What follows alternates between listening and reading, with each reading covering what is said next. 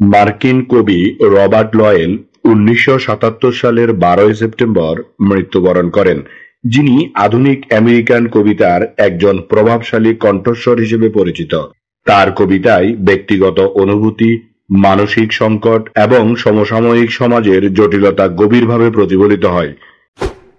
ইতালীয় কবি ও গল্পকার ইউজেনিও মাস্তালে 1981 সালের 12 সেপ্টেম্বর মৃত্যুবরণ করেন।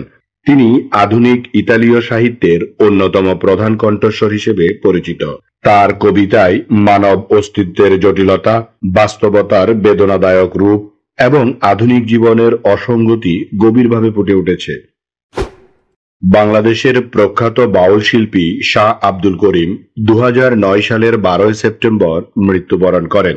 গ্রামীণ জীবনের সুখ দুঃখ, প্রেম, মানবতা ও সমাজ চেতনা তার গানে জীবন্ত হয়ে ওঠে।